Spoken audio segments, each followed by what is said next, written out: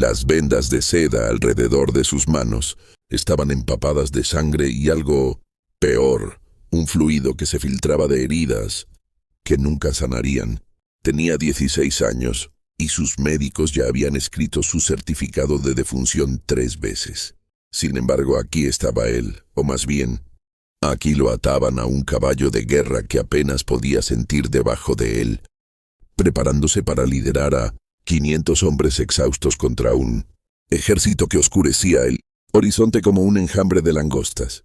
Las matemáticas eran lo suficientemente simples como para que incluso un niño moribundo pudiera calcularlas. 26.000 de los guerreros más élite del Islam esperaban más allá de esa cresta. 52 enemigos por cada caballero que cabalgaba a su lado. En 2 horas, 20.000 de esos guerreros serían cadáveres. Lo imposible estaba a punto de convertirse en historia. Noviembre en Tierra Santa no se suponía que ardiera así. El sol otoñal golpeaba con la furia del verano, convirtiendo las armaduras en hornos y transformando cada respiración en un acto de voluntad. Baldwin, aunque ese no era el nombre por el que la historia lo recordaría, no podía sentir el calor. La lepra había robado la sensación de la mayor parte de su cuerpo años atrás. Lo que sí podía sentir era la enfermedad comiéndolo vivo desde adentro, una cremación lenta que debería haberlo matado cuando tenía 13 años. Cada mañana que despertaba era un dedo medio a la ciencia médica. Cada vez que montaba un caballo era una imposibilidad contra la que su cuerpo gritaba. La máscara de plata que ocultaba su rostro no era ceremonial. Era misericordia para su corte, que no podía soportar mirar lo que la enfermedad había hecho con rasgos que alguna vez hicieron suspirar a las damas nobles. Sus manos envueltas en esas vendas manchadas de sangre apenas podían agarrar las riendas. Sus piernas eran inútiles, requiriendo correas de cuero para mantenerlo montado. Por toda medida lógica, este muchacho debería haber estado en cama, esperando la muerte.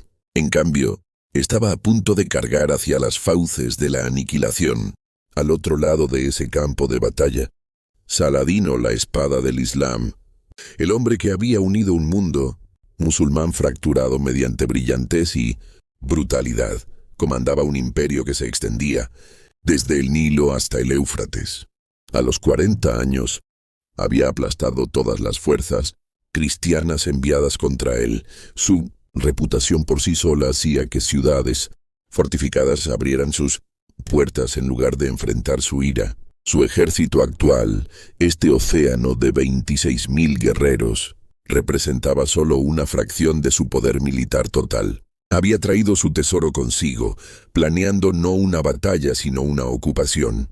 La conquista de Jerusalén no era una cuestión de sí, sino de cuándo. Dentro de la sala del trono de Jerusalén la noche anterior, el consejo de guerra se había convertido en histeria apenas controlada. Los consejeros de Baldwin hablaban en los tonos cuidadosos que usan los hombres cuando discuten arreglos funerarios. La guarnición de la ciudad contaba con menos de 1.000 almas. La mayoría eran demasiado viejos, demasiado jóvenes, o estaban demasiado heridos para sostener una espada apropiadamente. El reino de Jerusalén, ese frágil punto de apoyo cristiano en un mar musulmán, tenía quizás 15.000 soldados totales dispersos en docenas de fortalezas. La fuerza actual de Saladino por sí sola era casi el doble de ese número.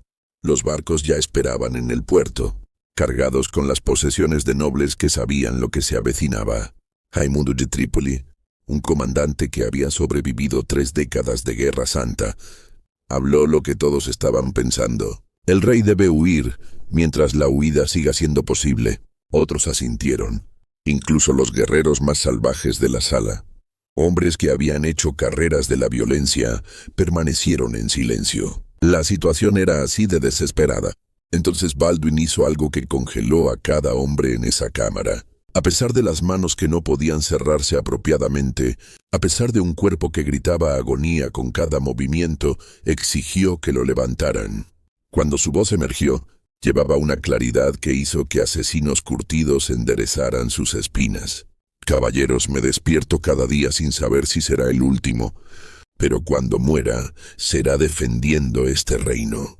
Dios me afligió con esta enfermedad con un propósito. Cuando logremos la victoria, ningún hombre podrá afirmar que vino solo de la fuerza humana. Victoria. La palabra colgó en el aire como una alucinación. ¿Había llegado finalmente la enfermedad a su mente? Pero Odón, el gran maestre de los monjes guerreros conocidos como templarios, comprendió primero. Sus caballeros habían hecho votos de morir antes que retirarse. Si un niño moribundo podía enfrentar la aniquilación con fe, ¿cómo podían ellos hacer menos? Uno por uno los caballeros comenzaron a arrodillarse. No en sumisión, en algo mucho más peligroso, creencia. Lo que siguió desafió todos los principios de la guerra. En lugar de fortificar las murallas de Jerusalén, Balduín ordenó una marcha inmediata hacia la hueste de Saladino, no alejándose de la amenaza, sino directamente hacia sus fauces. 45 millas a través de territorio hostil en 36 horas. Hombres con armadura completa, ya exhaustos por semanas de alertas constantes. Caballos empujados más allá de la resistencia. El calor de noviembre, excepcionalmente vicioso, transformó el camino en un corredor de sufrimiento. Los caballeros comenzaron a colapsar después de la hora 10. Para la hora 20, los hombres alucinaban por deshidratación, viendo oasis que no existían, oyendo voces de hermanos muertos llamándolos a casa. Los templarios se turnaban para cargar la litera de Balduín cuando perdía la conciencia por el dolor, lo que sucedía cada pocas millas. La sangre se filtraba a través de sus vendas de heridas que se negaban a sanar. Testigos luego juraron que vieron el cuerpo del rey, convulsionando tan violentamente que 4 caballeros tuvieron que contenerlo. Sin embargo, cuando la conciencia regresaba, sus primeras palabras nunca variaban. Continúen la marcha. Mientras tanto, Saladino había tomado la decisión fatal que le costaría todo. Completamente confiado en su superioridad abrumadora, había permitido que sus fuerzas se dispersaran a lo largo de 3 millas de campo. Los grupos de forrajeo vagaban libremente. La disciplina se relajó. Sus exploradores confirmaron que las murallas de Jerusalén apenas tenían personal. ¿Por qué mantener formación de batalla cuando se marcha a una ejecución? Sus comandantes ya estaban dividiendo tierras conquistadas entre ellos, discutiendo sobre quién recibiría las propiedades más ricas. Al amanecer del 25, la marcha imposible de Balduín había cubierto terreno que los mapas decían que no podía cruzarse en ese tiempo. Los exploradores regresaron con noticias que hicieron que incluso los caballeros exhaustos se enderezaran. La poderosa hueste de Saladino no estaba formada para batalla. Estaban dispersos, relajados, desprevenidos. Dios los había entregado exactamente como Balduín profetizó. La mañana reveló el error de Saladino con brutal claridad. Sus 26.000 no estaban dispuestos para combate. Estaban dispersos por el campo ondulado como excursionistas. Los carros de suministros estaban desguarnecidos. Las líneas de caballos estaban dispersas. El ejército musulmán parecía menos como una fuerza militar y más como una migración. Cuando los informes de estandartes cruzados en la cresta llegaron a Saladino, su reacción inicial fue de completa incredulidad.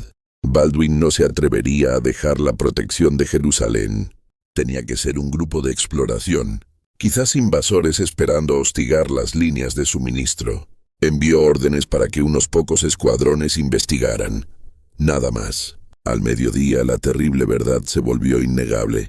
Aparecieron estandartes de guerra cruzados, no gallardetes de exploración, sino los grandes estandartes, la cruz rojo sangre de los templarios, las cruces doradas de Jerusalén, el estandarte personal de Balduín. Las fuerzas dispersas de Saladino comenzaron frenéticamente a intentar reformarse. Pero 3 millas es una eternidad cuando tu enemigo ya está formado y listo. Aquí es donde la leyenda intersecta la realidad. Cada manual militar decía lo mismo. Nunca cargues contra fuerzas superiores en campo abierto. Nunca ataques cuando estés en inferioridad numérica. Nunca apuestes todo en un solo momento. Balduín estaba a punto de violar cada regla. A pesar de la agonía que habría matado a hombres ordinarios, el rey leproso exigió que lo colocaran en su caballo de guerra. Los caballeros se apresuraron a atarlo a la silla, sus piernas inútiles, sus manos apenas funcionales. La sangre se filtraba donde las correas cortaban la carne enferma. Sin embargo, cuando habló, su voz se llevó a través de toda la línea cristiana. Caballeros, David enfrentó a Goliat con fe. Nosotros enfrentamos 26.000 con Dios. La reacción del ejército musulmán nos dice todo sobre su conmoción. Mamelucos élite, guerreros, entrenados desde la infancia para ser máquinas de matar, perfectas, simplemente se congelaron. Durante preciosos segundos no podían procesar lo que estaban viendo. 500 caballeros formando una formación de carga contra 26.000 no era guerra, era suicidio masivo. Saladino mismo dejó caer su maza dorada. El más grande comandante militar de la época no podía comprender la locura que se desarrollaba ante él. Entonces Baldwin notó algo que Saladino había pasado por alto. Las llanuras aparentemente planas estaban cortadas por barrancos ocultos, invisibles desde la distancia pero mortales para la caballería en fuga. Lo que parecía terreno abierto era en realidad un paisaje que canalizaría a los hombres en retirada hacia zonas naturales de matanza. El joven rey había reconocido lo que la experiencia de Saladino había pasado por alto. Formen líneas. Formen líneas. La voz de Saladino se llevó a través de sus oficiales en pánico. Pero formar líneas de batalla a partir de grupos de forrajeo dispersos toma tiempo. Tiempo que Baldwin no iba a darles. Exactamente a las 2. El rey leproso levantó su mano vendada. 500 lanzas cayeron a posición de carga. El sonido de cascos comenzó como trueno distante. Luego se construyó en algo que hizo temblar la tierra. La cuña templaria, 80 caballeros, formados en una lanza humana, golpeó el centro musulmán medio formado a todo galope. La colisión sonó como montañas colisionando. Hombres a 5 millas de distancia afirmaron haberlo escuchado. En esos primeros segundos, 300 mamelucos simplemente dejaron de existir, aplastados bajo cascos cerrados o traspasados por lanzas de madera de fresno de 12 pies que perforaron la malla y la carne como pergamino. Pero el verdadero shock no fue el impacto, fue lo que siguió. En lugar de girar después de la carga, doctrina de caballería estándar, los mínimos templarios hicieron lo impensable. Continuaron, conduciendo más profundamente. En las filas musulmanas, como una cuchilla buscando un corazón, detrás de ellos, los 420 caballeros seculares de Baldwin golpearon en una segunda ola, explotando la brecha desgarrada por los monjes guerreros.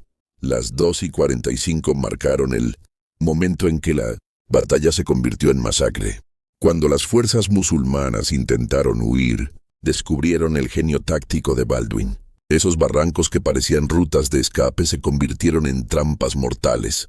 Los caballeros persiguieron a musulmanes en fuga directamente hacia estos campos de matanza naturales.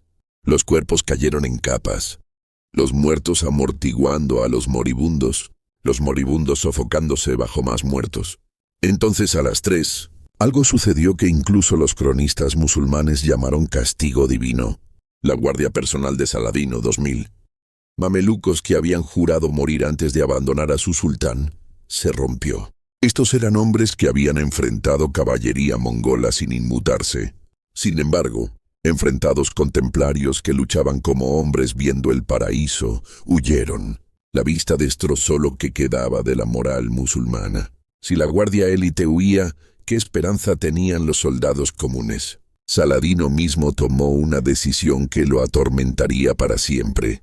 Abandonando su caballo de guerra, demasiado lento para escapar, montó un camello de carreras. La vista de su sultán huyendo en un animal de carga destruyó la última resistencia musulmana. Su armadura dorada brilló bajo el sol de la tarde mientras desaparecía en el polvo, dejando atrás un ejército que había dejado de existir como fuerza de combate. Las 3:30 vieron la persecución convertirse en aniquilación. Los caballeros cruzados, con la sangre en alto, persiguieron a musulmanes en fuga durante millas.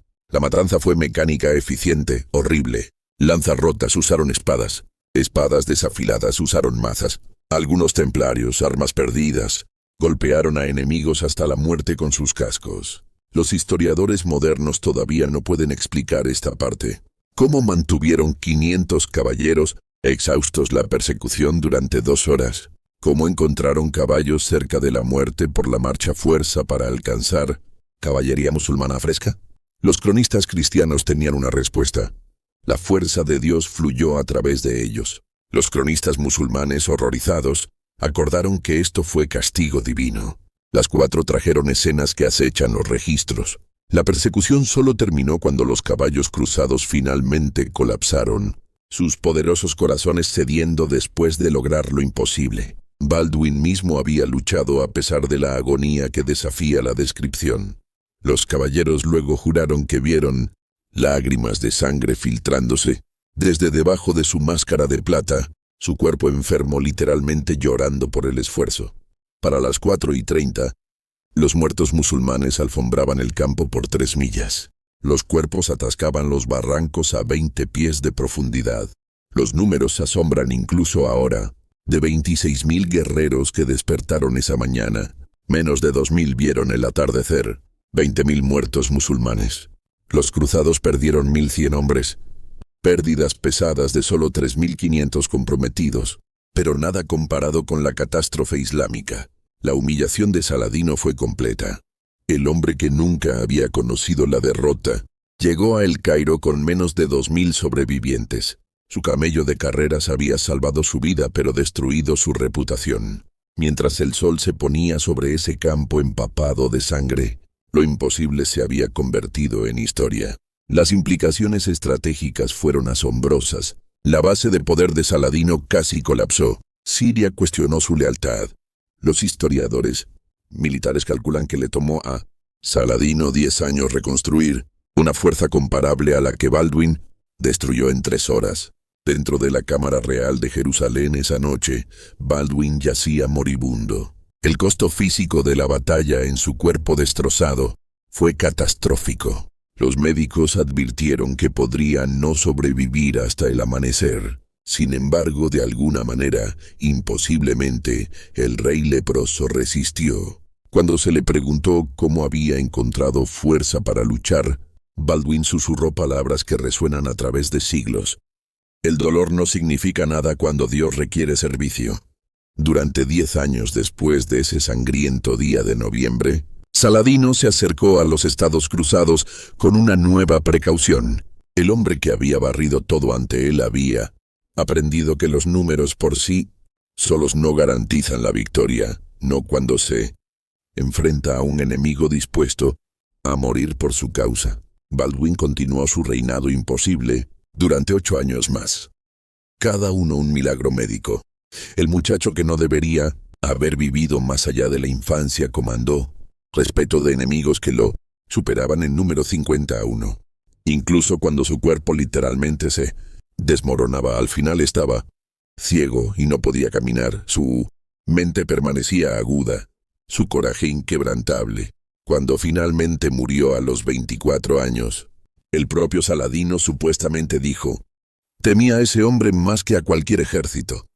La ironía trágica golpea fuerte. Solo 2 años después de la muerte de Baldwin, Saladino reconquistó Jerusalén. Sin el liderazgo inspirado del rey leproso, los Estados Cruzados se desmoronaron. El reino que Baldwin había salvado con 500 caballeros no pudo sobrevivir sin él. Los militares modernos todavía estudian esta batalla como el ejemplo último de guerra psicológica. Baldwin entendió algo profundo. En batalla, la moral importa más que las matemáticas. 500 hombres que creen que Dios lucha a su lado valen más que 26,000 que dudan. El legado de la batalla resuena a través de siglos. Cuando Churchill habló de su mejor hora, cuando 300 espartanos sostuvieron las Termópilas, cuando cualquier resistencia desesperada tiene éxito contra probabilidades abrumadoras, vemos esta sombra. Sigue siendo prueba de que a veces, solo a veces, el coraje cuenta más que contar. Tanto las fuentes cristianas como musulmanas están de acuerdo en que algo sobrenatural ocurrió ese día. ¿Cómo más explicar que 500 derrotaran a 26,000? ¿Cómo más entender caballos exhaustos superando a otros frescos? ¿Cómo más comprender a un adolescente moribundo superando en estrategia al mayor comandante musulmán de la historia? Al final, esto se erige como la última resistencia más gloriosa de la historia. Un momento cuando lo imposible se convirtió en realidad, cuando 500 se levantaron contra 26.000 y ganaron, cuando las manos vendadas de un rey leproso contuvieron la marea de la historia misma, aunque solo por un momento. Si hubieras enfrentado esas probabilidades, ¿habría sido suficiente solo la fe para hacerte cargar? ¿O hay un límite para lo que la creencia puede superar? Dime honestamente, necesito saber lo que piensas.